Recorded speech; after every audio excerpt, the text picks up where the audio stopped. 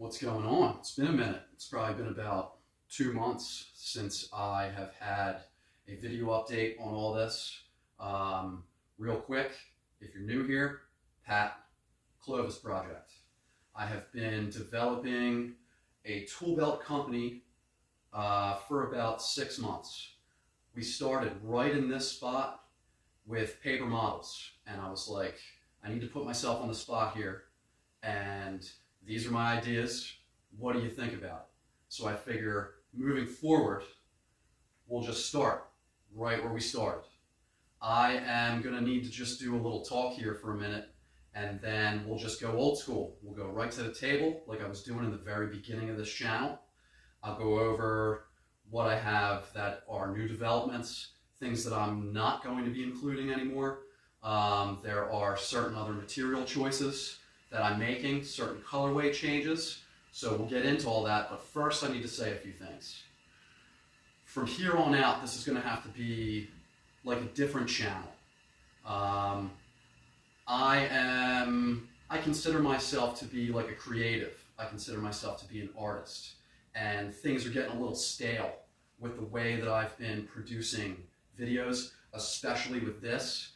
It has been very hard to justify editing video because this just takes a lot of mental energy, and my late nights that would be editing video are, making up new patterns and trying to just tweak out little things. Things are taking a long time, which I expected, but I'm gonna have to step it up from here on out with the video process. I plan from here on out to put myself in a bit more of a vulnerable state, and like I said, just go about it as I would if I was producing art. That's been the whole plan the entire time, but like I said, tough to justify because this is where that mental energy sits right now. I know you're looking at the socks, and this will be relevant, so from here on out, we are just gonna have to let the freak flag fly, all right? I feel like I've been toning it down a little too much, and there is nothing figurative about what I'm about to say. About 13 years ago, I fell into a very dark place mentally, and I had developed testicular cancer, right? So a few very embarrassing situations at the doctor's office and a surgery later, I can honestly say that I gave my left nut to be here. Nothing figurative about it. So I gotta start really channeling that again. So I've been saying in the comment sections from time to time that this isn't going to be your mom's YouTube channel. You know what I mean? So people that are faint of heart after this video, you might not want to stick around, but then again, maybe you will. I'm going to try to bring something that's a little bit more visually appealing. I'm going to try to get a bit more into the production of video. You know what I mean? And my head, a lot of times, lives in a very dark place. You know what I mean? I have always thought that I don't belong in this society. Power plants, vehicles, things like that. I have always believed that I was a bit more of a caveman. You know what I mean? And that's where the channel name comes from, Clovis Project. I want to become a caveman that lives in this society. I am a tool maker. You know what I mean? I have been putting out shorts where I have been doing like wild edibles videos, things like that. I actually live like that, and I want to showcase that a bit more. And I want to just bring something a bit more visually appealing to my body of work that is on YouTube. Up until this point, I have simply been, for about a year now, I have just been learning how to make a video. certain shorts that I've put out where there are like clips strung together where there's music and whatnot, whether it's like installing a door or whatever. It's all been just like practice for a few video series that I plan on putting out later. I'm gonna try my hand at doing that from here on out with the development of these as prototypes and the development of my brand. Things are gonna be pretty rock and roll, and I've been kind of chipping it in here and there with like certain patches. Underneath my tags, it has a certain little thing that it says, things are going to be a bit more rock and roll than you're used to seeing with the other tool belt companies, you know what I mean? It's not going to be Christensen Tool Belts. That's my last name in case you don't know. It's not going to be Clovis, which, by the way, they are the cavemen of the Americas, which is, you know, Clovis Project, right? Just said. So, yeah, from here on out, things are going to be ran a little different. I figured might as well for this one, I'll just go right where I started, all right? Kicking it old school. We're going to clip right to some table talk. Hands, arms, empty tool bags, and we're going to talk, all right? Thanks for being here. If you've been here for a while, I really do appreciate you. You are crew, straight up. From here on out, I want to just say it out loud one more time. Find me on Instagram, Clovis Project, all lowercase, all one word. That's where all the like nitty gritty little updates are going to live. And if it takes me 2 months to make a video on YouTube, then it just takes me 2 months to make a video on YouTube. That's where a lot of the small little updates are going to live. I'm not so sure I'm going to do shorts too much anymore. I'm sure I still will, but I'm going to focus on being a whole lot more creative. Hopefully, I'm going to be able to pull that off. Next clip, table, like I said, empty bags. Here we go. All right, so if you sat through the talk, I appreciate you still being here. I know that that was a bit long and drawn out. Wasn't really planning on that being a few minutes. I was trying to wrap that up in maybe 30 seconds, but you know how things go. So one thing that is definitely going to have to change from here on out, at least for a while, to get me through the testing phase and whatnot, is I'm going to have to switch to black webbing, which isn't too much of an issue because I realized that the company buckle that I'm trying to go with, they actually use a little bit of tan with their black. So what I'm going to be doing is I'm going to continue with tan stitching and I'm going to continue with tan webbing for certain things. I'm going to do tan Velcro and black webbing. So the color theory will actually work out pretty well, but it wasn't my original vision, and it's okay that it's not my original vision. We'll be able to get back to that when I make that like 3,000 yard purchase for whatever kind of webbing it is. You know what I mean? You got to really, to get companies to make you something, you got to really invest, you know? So I haven't featured this pouch in any long form videos. I did a few shorts with it, and I guess we'll just start here. So certain things that are leaving is the style of tape pouch. This is somebody else's way of doing it. I was doing it in the beginning more so just to learn how to sew. Things that are staying, obviously this right here is sticking around. I'm super proud of the way that this is being put together. The fact that that's a pocket and not a just like open air slot is, in my mind, just there's a certain level of genius to it. It doesn't have to just be a speed square. If you don't happen to want your speed square that day, you can put a tool in there. I will be also switching up all of this. If you've been paying attention to the shorts, you know that I'm running like a different shape at the bottom. All right, so at first it was more so just learning how to put them together, how to just go about the process. All right, so that's where I was. Still very proud of it, but we've moved on since. We did a few which aren't really relevant to show, but at a point we got to some little bit more open shape at the bottom of all my pockets. This has changed a little bit, but this is the overall look that we're going to be dealing with. Outside, coming down the sides, and rolled inside at the bottoms. I like the idea of that with anything that has like a pass-through. So little example of some pass-throughs for you right there. That's a sleeve. You're not going to make a lot of contact with this bottom rim, with this bottom edge. You're going to have a lot less ripping and tearing down here. And it just, from what I have found with using these, throwing your drywall saw in there and whatnot, it is so much more fluid. So that's sticking around. I did experiment a little bit, obviously, with like bringing it in. I'm not going to be doing that anymore. What's going to be happening from here on out is I'm just going to go full width with the bottom corners, and it just gives me a lot more freedom to make things a little bigger on anything that's on this outside wall. So let's get into the outside wall real quick. We'll bring it back to this mango setup. This works out really well, you know what I mean? But it doesn't allow me a certain amount of freedom to do like whatever I want on the outsides.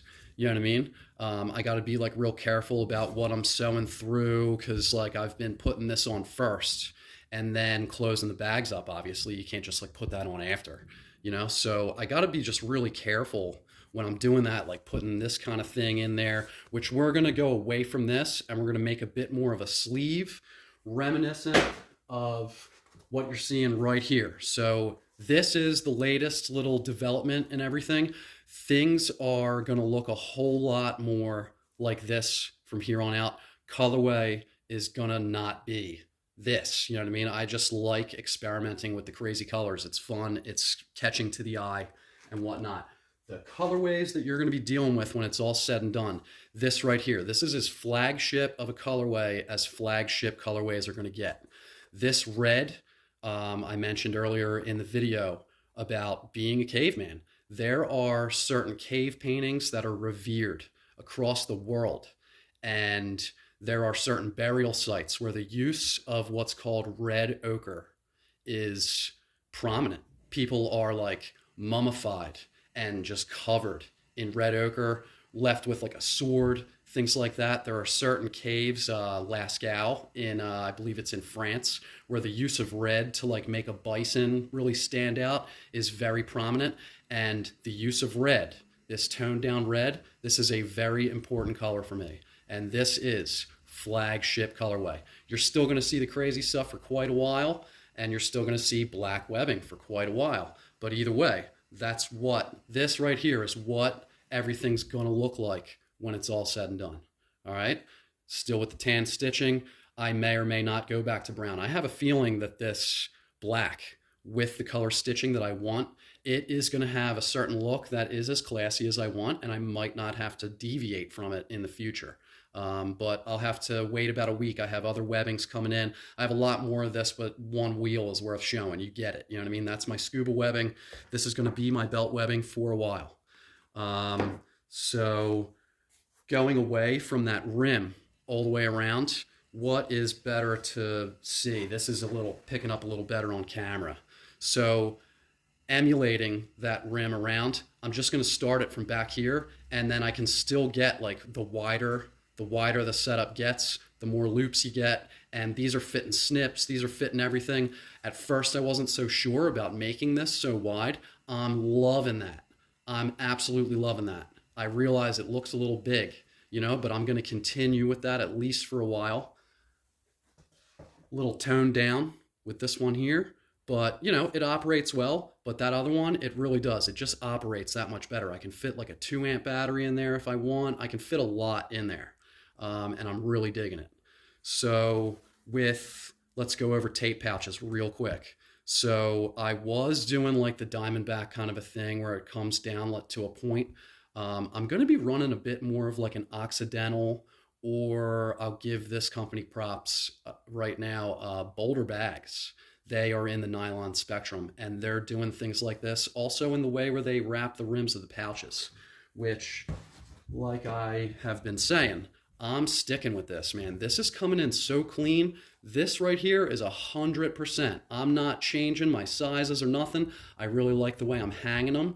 I have decided that I don't need to be married to one way of doing things where This is a bit more like what Badger does. I mean, I'm using them as an example, but Husky does this. There's many companies that do this.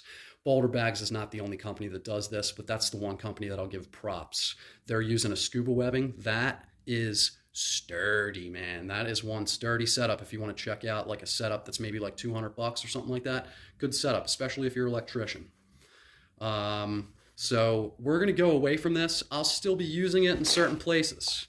You know what I mean? It's not gone forever. You know what I mean? I'm still wrapping this one like that. There are going to be certain things. The hammer sleeve is going to have to be wrapped up like that so that I can actually get the webbing that I want in there. There's 1-inch webbing in there. Super proud of this. We are going to be switching to modular for a couple things here, at least for the testing purposes. All right? We may or may not go back to sewing it in hard. But right now, my first go at it, there's just a lot of Velcro. I'm not super digging it. Like, it does stay still, but there is so much sewing involved with that. And I can simplify it quite a bit by going with something like this. There aren't grommets yet on this one. I just wanted to just try to figure it out. You know what I mean? Simple enough, super simple. Another thing that we are looking to change is the way that we are attaching to the belt. All right. So for a while, like I said, I've just been doing what I bought into. I bought some Badger, I bought some Diamondback, and this is pretty damn sturdy. Don't get me wrong, but I'm not here to steal from anybody. You know what I mean? For learning purposes, sure, I'll do that for a little while, but I'm trying to come up with my own thing here. You know what I mean? What I have so far, and this is the first one that I've made, so it's not exactly crisp, but I am planning on doing something a bit more like this right here, where you still get that connection to the belt with the Velcro. I'm still going to be running Velcro inside, right? So you're still going to attach to that real well. There's not going to be wobble on the pouch, but you're going to come down and then around. You know what I mean? And I've been thinking about it, if you're trying to move a tree by yourself, trying to move some big log or something like that, you're going to use pulleys, right?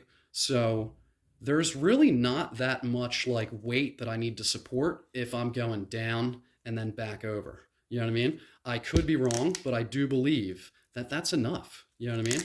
I will go from 1.5 inches to 2 inch, and I think that that's going to be the finished way that I do it.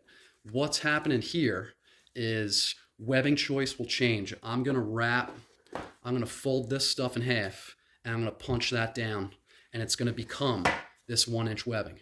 It is creating a level of I don't know, it's like a solid wall almost.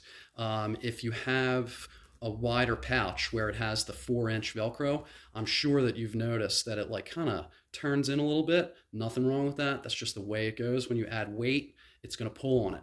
What this is doing is creating something that is just as strong, if not stronger than that. And I think that I'm going to have a lot less bowling out. You'll get the bowling out up top, you know what I mean? But you'll still be just as thick around the belt, so it's going to wrap around your body real nice. And then the only bits of Velcro that you need to deal with are right here. There's not going to be that inside little flap to deal with like this right here, where it's not that it's hard to put together, but at times it does get a little annoying, just lining all that stuff up. If there is a space available that's just wide enough for 2-inch webbing, whoop, whoop, super simple getting on and off. And like I said, I do believe that that is going to be sturdy as hell. One thing that I'm going to continue to experiment with here, I'm going to just throw grommets on. I'm going to have to produce another hammer sleeve shaped exactly the same way. Super proud of this. 11 long. If it changes in size, it just gets a little shorter, 10. But we'll see. I'm going to be building this thing the same exact way, man. The only thing that I'm going to have to change is, instead of there being a whole mess of Velcro, there's going to be one ribbon coming off, and that's going to attach just like how Diamondback does, but I'm going to do 1-inch webbing. I want to try that out. And this is going to move up behind here, bringing everything up, way up higher on the belt, and it's going to not have all this wobble. It's just going to sit there nice and tight. You know what I mean?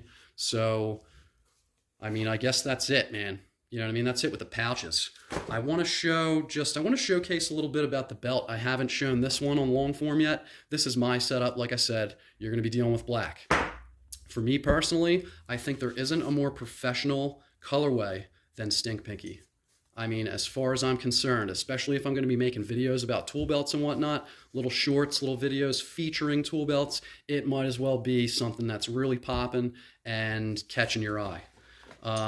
Everything's going to be built the same exact way. This is the one thing that I think that I nailed the first time.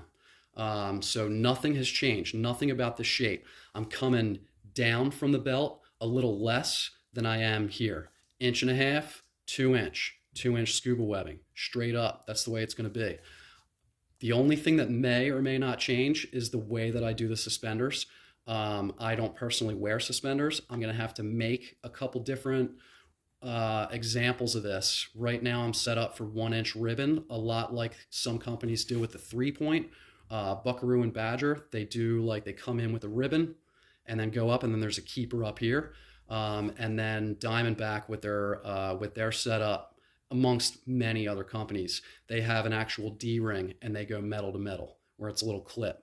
I'm going to experiment with that, and I'm going to experiment with ribbon, but the 4-point is going to stick around. I just got to figure out exactly how I want to execute that 4-point. I think I covered it all. Like I said, if you made it this far, I really do appreciate it. No joke. One more look at the buckle. Still super happy with this buckle. This thing's not a joke. Really happy to have found one that was made in the USA. Really happy with it. Guys over at the Raptor Buckle, I'm really looking forward to the future, for real. No joke. What's coming up next? What's coming up next is further development with the hammer sleeve. Like I said, not much. Just a ribbon coming off. This is freaking done, man. This is 100. Tape pouch, 100. I'm going to be going with a bunch of my setups where this is a modular thing. I think that my trimmer, my drywall, things like that, they're going to be a much thinner pouch, but still nice and wide open. Open 2, open 3, looks great, feels great, fits a lot. It's doing really well. The use of foam, that is sticking around. I said before, I want something undeniably sturdy, and I really meant it. There's foam from the bottom all the way up in through here. That's going to help me out with all the speed square slots. It's going to help me out with just keeping a certain amount of rigidity. That coupled with the wrap over and the use of webbing, these things are holding their shape. They're staying where I want it. They're doing really, really well. So further development with that, turning in, somebody's going to complain about that, but oh well, you're not going to keep everybody happy. That's sticking around. That's sticking around. Straight up. I ran out of thread. Like I said, I'm waiting on some more materials. So I just had to go back to the black that I had when I first started. That's why it looks like a little child. Stitch this one together. This stuff just freaking unravels while I'm punching it through the fabric. It just can't handle a heavy duty situation. I just didn't know what I was doing in the very beginning. Starting to get a lot better at it now. I'm going to say that the entire process here, the entire development of the system, I'm going to say we're better than 50%. We're better than 50%. I don't want to get ahead of myself and say I'm almost done, but I'm almost done. You know what I mean? That's going to be it. I really appreciate you being here. Thanks for watching.